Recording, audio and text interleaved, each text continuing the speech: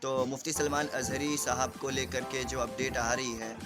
وہ اپڈیٹ تو فی الحال ابھی یہی ہے کہ مفتی صاحب کو وہ جو 31 جنوری کا کیس تھا جونا گڑھ والا، جو شیر کو لے کر کے لوگوں کو بلا وجہ تکلیف ہو گئی تھی، اس کیس میں ان کو بیل مل گئی ہے۔ حالانکہ لوگ چاہ نہیں رہے تھے کہ ان کو بیل ملے۔ ایک جو سدرشن نیوز کا پترکار ہے، آپ تو جانتے ہی ہوں گے، سوریش چوہاڑ کے، پتہ نہیں کیا نام ہے اس کا، اس نے 100 خبریں چلائی اپنی ٹی وی اسکرین پر، اپنے چینل پر 100 سے زیادہ خبریں چلائی مفتی صاحب کے خلاف، اور وہ خود بھی کہہ رہا تھا کہ لوگ بیل دلانے میں لگے ہوئے ہیں، حالانکہ وہ چاہ نہیں رہا تھا شاید کہ ان کو بیل ہو۔ بہرحال ان کو بیل اس کیس میں مل گئی ہے۔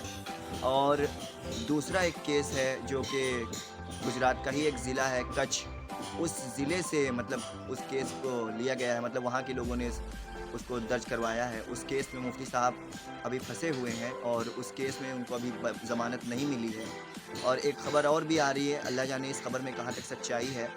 لوگ کہہ رہے ہیں کہ ممبئی سے بھی ایک کیس مفتی صاحب کے خلاف درج کروایا گیا ہے اور اس کیس میں بھی ابھی تک مفتی صاحب کو ضمانت نہیں ملی ہے۔ تو کل ملا کے اپڈیٹ یہی ہے کہ مفتی صاحب کو جونا گڑھ والے کیس میں بیل مل گئی ہے اور ان دونوں معاملات میں ابھی مفتی صاحب کو چھٹکارا نہیں مل پایا ہے۔ عوام اہل سنت کے سبھی علماء ان کے لیے آواز اٹھا رہے ہیں۔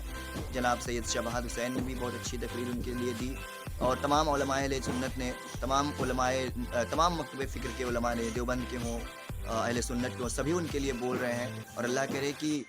ان کے لیے اسی طرح سے آوازیں اٹھیں اور مفتی صاحب کو جلد سے جلد ان کے تمام کیس میں رہائی مل جائے اور مفتی صاحب ہمارے درمیان پھر سے آ کر کے وہی اپنے روب و دبدبے کے ساتھ خطابت کو انجام دیتے ہوئے نظر آئے، کیونکہ مفتی صاحب ایک ایسے عظیم الشان خطیب ہیں کہ جن کی مثال نہیں ملتی ہندوستان بھر میں۔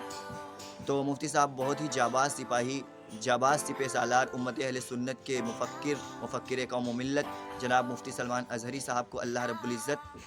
ہر لمحے ان کی حفاظت فرمائے۔ ہم لوگوں کی یہی دعا ہے کہ مفتی صاحب جلد سے جلد جیل سے رہا ہو جائیں۔ اور آپ دیکھ رہے ہیں، آپ تو سوشل میڈیا